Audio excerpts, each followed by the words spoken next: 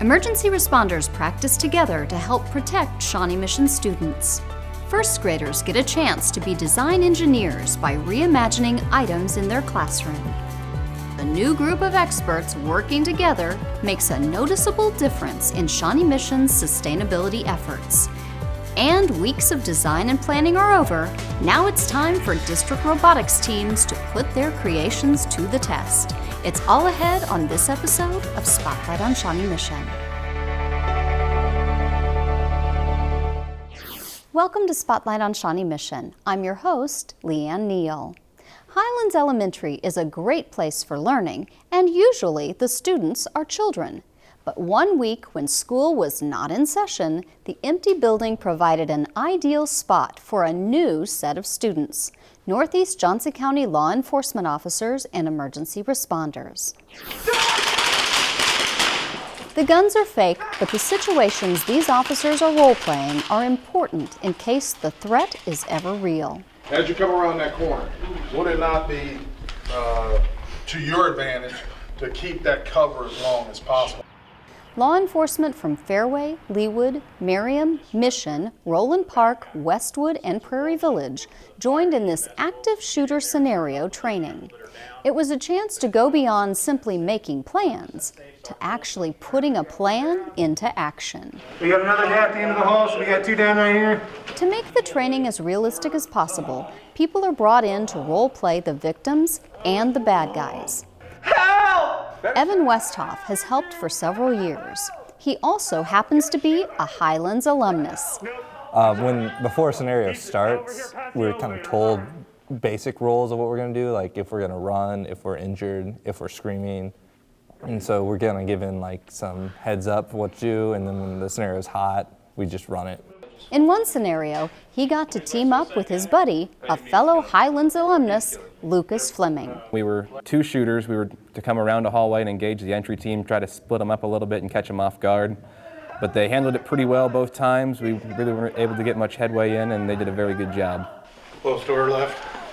Both think the realistic training is a good idea. Well, the role players here were important because otherwise these officers would be training with just mannequins, really. So it kind of adds to that realism of having younger kids and students in the schools like this, helping them train for, a very credible threat of a school shooting. It's really helpful for everyone involved, for the police to have training in what they would do in the scenario. And since there are blanks going off, you have loud noises, they're screaming, so it kind of gets you amped up. And so they can help control their emotions. Organizers decided to make this regional training even more valuable by adding another crucial element: medical teams from Consolidated Fire District Number 2 and the Leawood Fire Department. I went in with my truck crew. We had police officers in front of us and behind us for protection, and we went in to find and hopefully save, rescue victims. The police officers have the body armor, they have the guns, they go in and deal with the man with the gun, and then fire waits for the all clear. Now we're asking them to trust us that we're going to escort them in and take care of them and get them out safely. In the past, law enforcement pretty much tried to handle the problem and contain it, wrap it all up, and then when we were 100% sure that nobody could get hurt anymore, that's when we brought fire in. But what we found is that there's a bunch of people that are still in that area that need help and that need to be saved. And the faster that we can bring a rescue response, a fire and EMS element in there to start saving lives, the better. We are just really starting to marry up with the fire guys and learning each other's routines and verbiage and movements and tactics. And anytime we can do that, it's a win. It's obviously maybe way more chaotic if we ever have a situation like this, but if we train and learn how they act and react, we hopefully will be able to work together in the future. All right, we're clear. We got two front doors ahead of us, guys. While the hope is that these officers and medical personnel will never need to put this training to the test in Shawnee Mission, organizers say practicing for these events and connecting with school district police officers in the scenarios is critical. The school police know this facility better than any of the law enforcement agencies because they're here and they work in it. This is their world. They know the students, they know the teachers. They know the ins and outs of the buildings. Plus, with new systems that are being implemented, you're bringing technology into play now and integrating it with all of the local law enforcement. The Mid-America Regional Council uses some of the plans developed during the annual Northeast Johnson County training to help others in the area with their emergency response plans. Up next, getting students excited about fruits and vegetables through the use of aeroponics at school.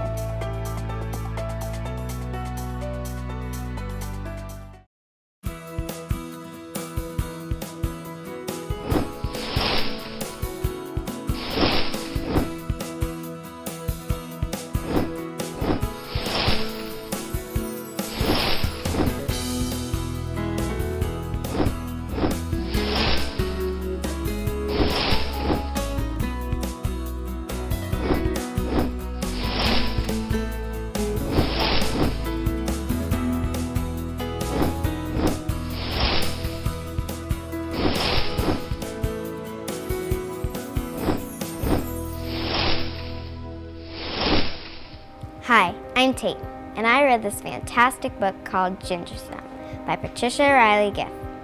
This story takes place in 1944 during World War II. Jana is orphaned when her parents die in a car accident. Jana's brother, Rob, then becomes her legal guardian. Rob is a chef for the Navy and then goes missing in action. Jana finds a cookbook with a picture of the bakery on the front, but to Jana's surprise, the name of the bakery is Ginger Snap, Jana's nickname. And with a creepy voice guiding her, Jana decides to go from upstate New York to Boston, Massachusetts to find this bakery. While in Boston, Jana meets two siblings. Who is this ghost? Is Rob alive? Will Jana ever find family? Read the book to find out. I rate this book 5 out of 5 stars because it's funny, scary, and sad all at the same time. I think you'll really like it.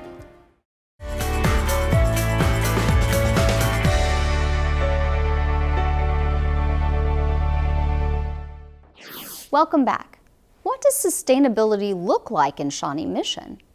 It's a complex question that has a new group of experts working together to find answers. Around this table are engineers, architects, district staff, and environmental experts. What we want to do is pick the brains of some really smart people and try to chart a course so that we can be better. These volunteers are working together on a major assignment. This meeting was a kickoff to start the discussion around goals for Shawnee Mission School District to assess their school sites and how to best approach stormwater management coupled with landscape design so that we can best streamline a cohesive process across the district and achieve common goals.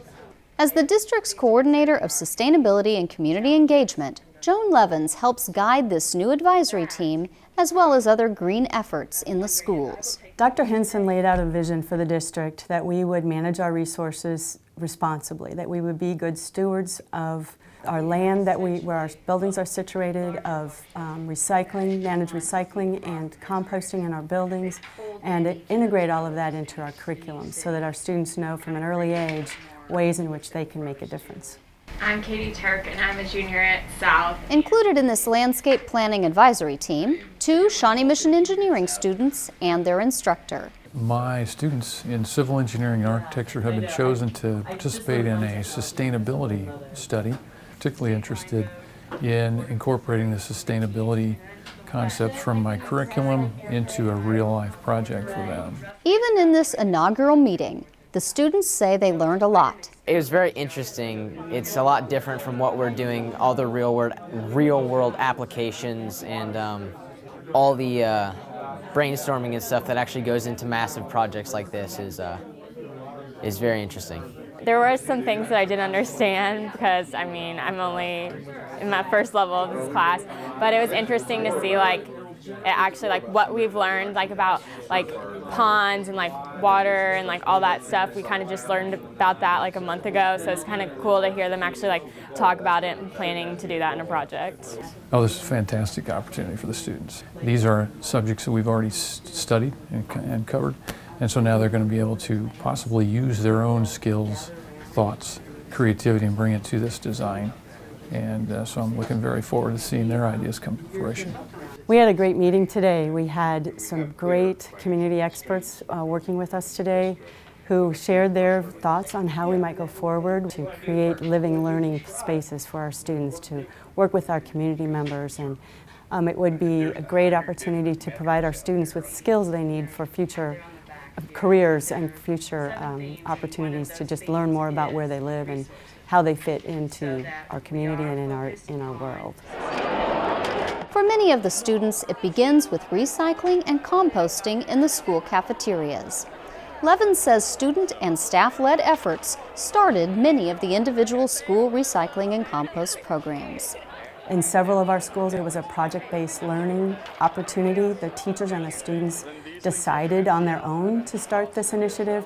They did the research, they found the county partners, they identified the bins, they made their own posters, and then they went around and educated the students in their building about how to do this. It's been great to see how the students have embraced all of this, from kindergartners through high school students. The students take ownership of it. Students at Mill Creek Elementary have an example of sustainability in action. They have a garden growing right in their cafeteria. And we want to make sure that our water is balanced and it has a good pH, because if it's orange, it's not going to be healthy for the plants. It's harvest time for Mill Creek Elementary students. There's green lettuce and arugula and peppers. You cut a little bit, like a leaf off, and then put it in a bowl, and then the lunch lady cuts it up, and we can have it for lunch. Miss Peterson, we have some lettuce for you. But these greens don't come from a traditional garden. Instead, as you can see, they grow inside, in the school's cafeteria. It's called a tower garden, and you don't use soil to plant your plants, and it's a much faster way because you don't have to go outside and plant dirt. Tower garden is an aeroponic gardening system where it self-waters. There is no soil involved, and the roots hang from the air. The water is down at the base. It filtrates up through the top of the tower and then sprinkles down on the root system, watering it so that we can constantly recycle water. Lord used a grant to purchase the tower garden in hopes of getting students more interested in trying fruits and vegetables. I have noticed how excited the kids have been watching the plants grow, because it's right here in our cafeteria and they get to see it grow at a fast pace. And then they're more willing to try. And when seeing them smile with lettuce in their mouth is just, it's great to see. I like it because they're good to eat and they're healthy for you. Where do you think the pH is? Right here? Okay, so is it in this range? In first grade, it fit into our science standards. We learn about the life cycle of a plant.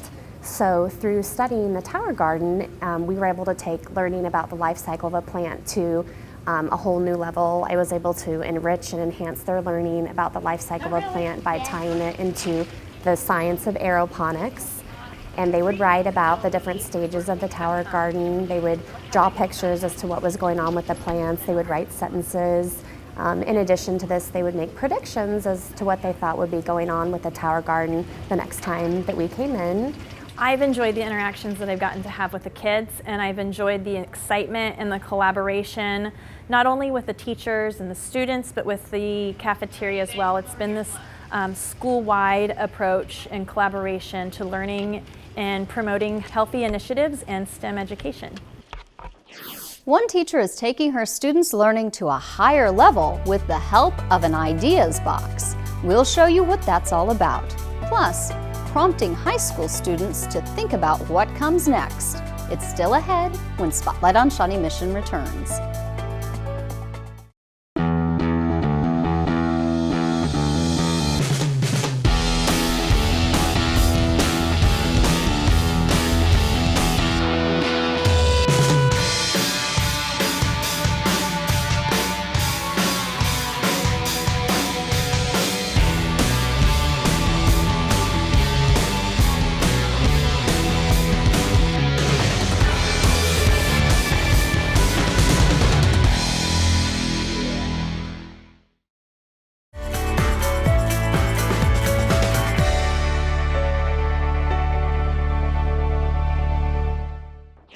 Welcome back. What comes after high school? For many students, this question can be a challenge, but now some high school students are armed with a lot more information to help them decide. So this here would come off with the face mask, click on, that's what's supplying your air. Maybe it's a future in firefighting.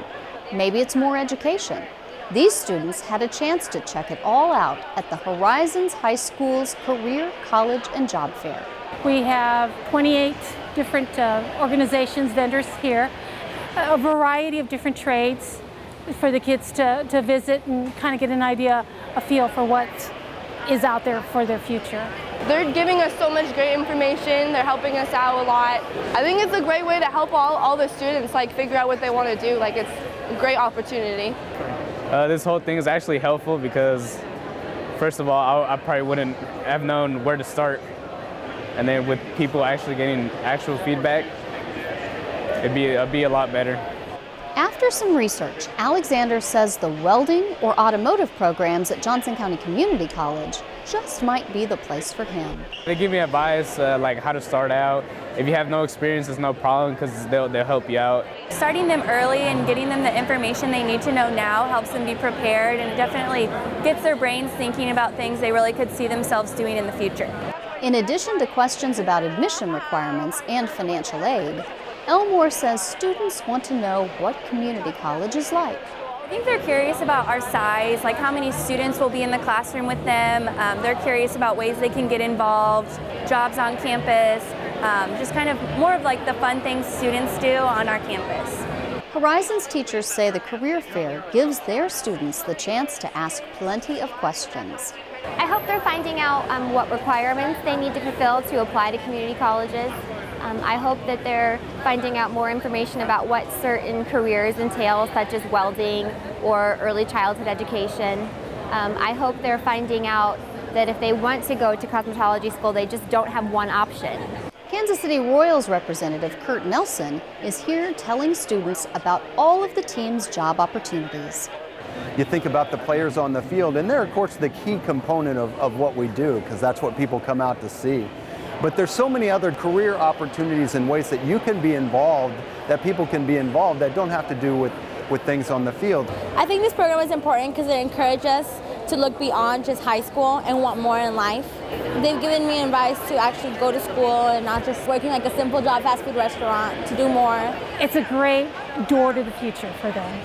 Just kind of give them an inkling of what they could do. It feels good, I guess, because sometimes I feel like I'm by myself.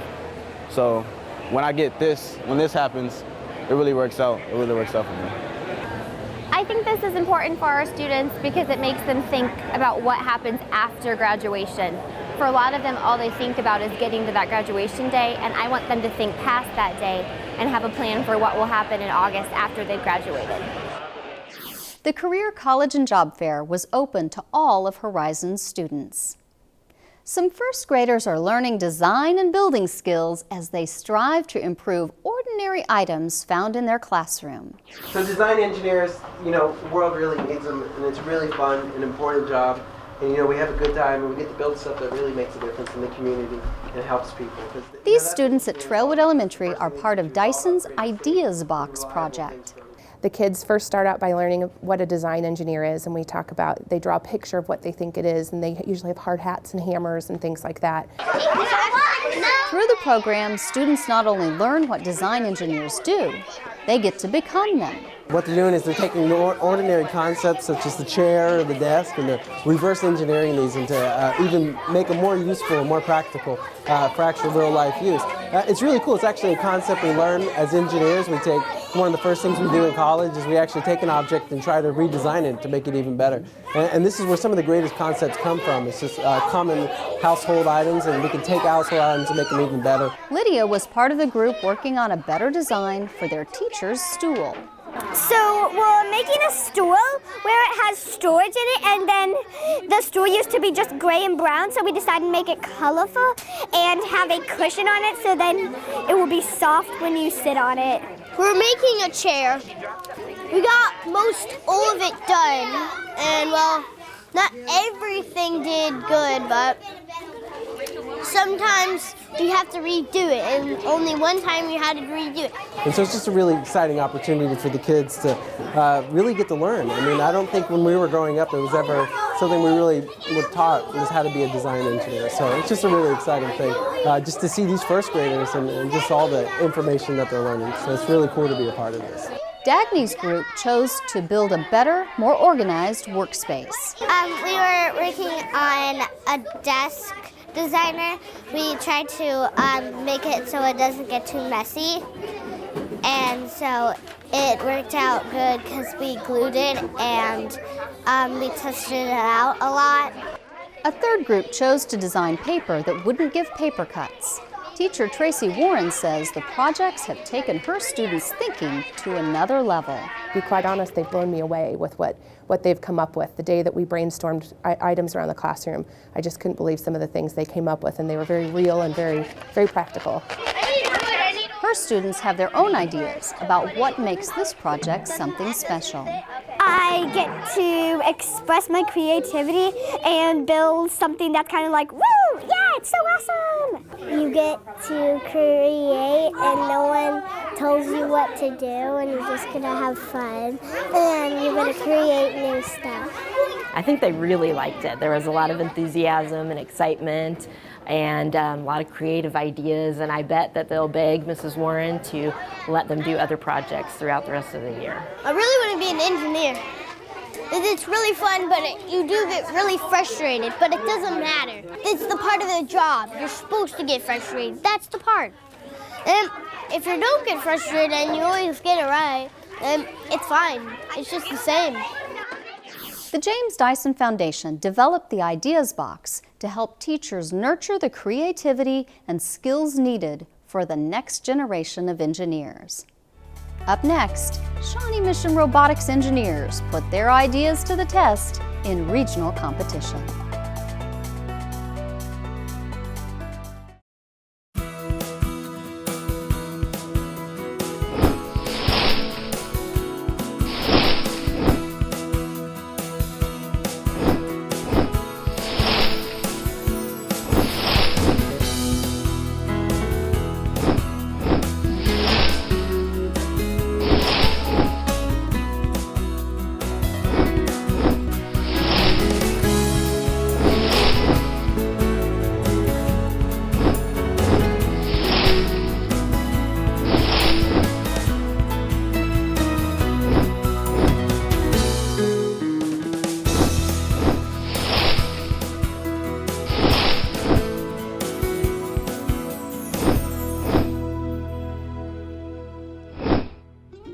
Hello, my name is Dylan. And I'm Brady.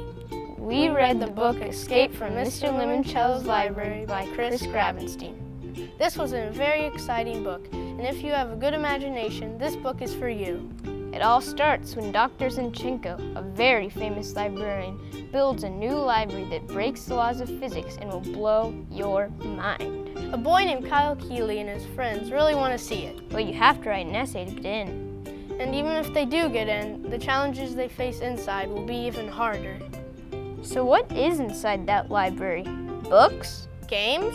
Puzzles? Holograms? Moving robots? I don't know. I guess you'll have to read the book to find out. We'd rate this book 5 stars. Escape from Mr. Limoncello's Library is an exhilarating adventure. Read this book.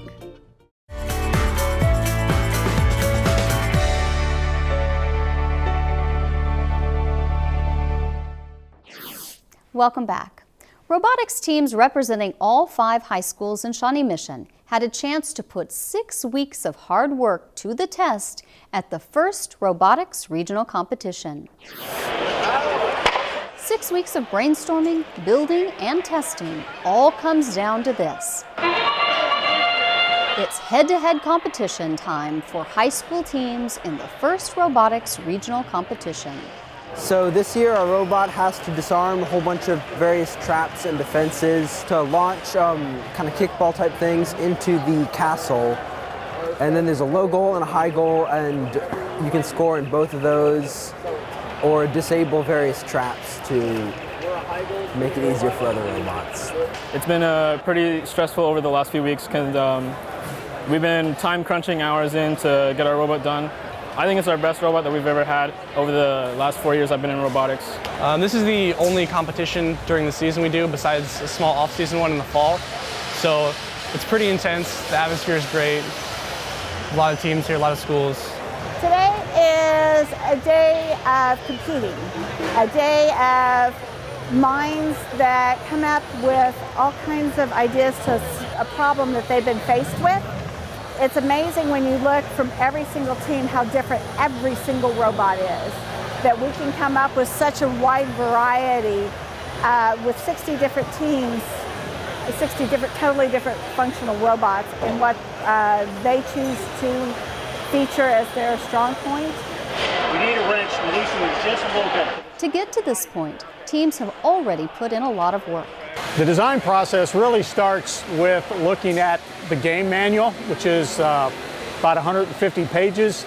So you have to understand the game before you can even start to brainstorm, and you come up with different ideas. The team ends up voting on what things they want to do, how much they want to do, based upon how likely they are to actually accomplish it. Next comes actually building and programming the robot. Students say they appreciate the chance to gain new skills. Programming, learning C++ to program the robot, which is, there's not any classes at Shawnee Mission that teach it like that. So learning to program C++ to program an entire robot to do different tasks is amazing. This is an amazing opportunity. It's unlike anything else. I think I may have learned more things doing this after-school activity than I have in some of my classes. I think it's great. I'm an engineer myself, and I've been here 10 years since 2007. And every year we get students who have really had no real interest in science, technology, engineering, math, and they join the team and they get really passionate about it. They're excited. I see a lot more students energized to go to college, a lot more with the STEM, and I'm seeing a lot more women in it, which is still a minority, both in college and in the workplace, and I think it's a great way to get a lot more of them involved. It's really fun. We get to do a lot of stuff that I never have done anywhere else before. Being a female robotics engineer isn't the only thing that sets Rachel apart. She's also a middle school student on Shawnee Mission West's team. My dad's a mentor and my brother used to be on the team, and I just thought it was really cool, so I started coming to the field days. Now she's hooked, which seems to be a common theme among these student competitors. I think it's a lot of fun, and I would definitely recommend it if you're interested in engineering or science or robotics. This is kind of the future. I learned a lot. I mean, I wouldn't know nearly as much about the mechanical, electrical, even pneumatics, a little bit of programming. There's a whole marketing side to it. I mean, it really helps you develop all the skills you need for your future. It's just real world problem solving, and it's going to help me out of school and actually in the workforce. First, the sponsor of the competition is a multinational nonprofit group that works to engage students in learning about science, technology, engineering, and mathematics. That's all the time we have for this episode of Spotlight on Shawnee Mission. Join us again as we continue to feature the programs and people of Shawnee Mission who are helping guide students to success. Thank you for watching.